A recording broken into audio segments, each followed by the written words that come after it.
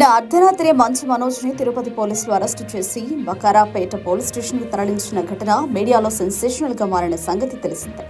చంద్రగిరిలో జరిగిన జల్లికట్టు వేడుకల్లో ముఖ్య అతిథిగా పాల్గొన్న మంచు మనోజ్ ఆ తర్వాత ఆయన సమీపంలో ఘాట్ రోడ్లో ఉన్నటువంటి లేక్ వ్యాలీ రిసార్ట్లో బస చేశాడు. ఆ రోజు రాత్రి సరిగ్గా 11 గంటలకు పెట్రోలింగ్కి వచ్చిన పోలీసులు మంచు మనోజ్ రిసార్ట్లో ఉన్నాడనే విషయం తెలుసుకుని అతని వద్దకు వెళ్లారు. దట్టమైన అటవీ ప్రాంతంలో రాత్రి సమయంలో పోలీసులకు సమాచారం ఇవ్వకుండా ఉండరాదని, దయచేసి ఈ స్థలాన్ని ఖాళీ చేసి వెళ్లాలని పోలీసులు ఆదేశించారు. దీంతో మనోజ్కి పోలీసులకు మధ్య కాసేపు వాగ్వాదం జరగడంతో మనోజ్ని బకారాపేట పోలీస్ స్టేషన్కి తరలించారు.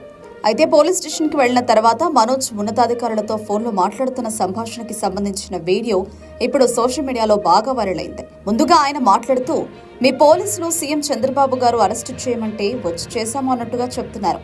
సీఎం గారికి వేరే పనేమీ లేదా సార్? ఇలాంటి చిన్న చిన్న పంచాయతీలకు సీఎం స్థాయి వ్యక్తి దిగొస్తాడా? ఇలాంటి వాటికి ఆయన పేరును ఎందుకు వాడుకుంటున్నారో అంటూ నిలదీశాడు. ఇంకా ఆయన మాట్లాడుతూ, ఇదంతా ఎవరో చేస్తున్నారో మీకు తెలుసు, నాకు తెలుసు. ఇంకెందుకు సార్ దాగుడు మూతలు? నేను పోలీస్ జీప్ ఎక్కుతుంటే మీ ఎస్ఐ ఒక కానిస్టేబుల్ నా చేయి పట్టుకుని లాగారు. వాళ్ళలా నా చేయి పట్టుకుని లాగాల్సిన అవసరం ఏముంది సార్? నేనేమి తప్పు చేశాను అంటూ ఆయన ఆవేదన వ్యక్తం చేశారు. మీరు నా చేయి పట్టుకుని లాగిన ఆ ఎస్ఐని, కానిస్టేబుల్ని నా ముందుకు తీసుకురావాల్సిందే. అప్పటి వరకు నేను పోలీస్ స్టేషన్లోనే ఉంటాను. ఇక్కడ నుండి కదలను. అవసరమైతే రోడ్డు మీదకు వెళ్లి కూర్చుంటా. సమయం గడిచే కొద్దీ జనాలు పెరుగుతూనే ఉంటారు. మీడియా, ప్రెస్ కూడా వచ్చేస్తుంది, జాగ్రత్త, మీ ఇష్టం అంటూ ఆయన జరిపిన ఫోన్ కాల్ సంభాషణ ఇప్పుడు వైరల్గా మారింది.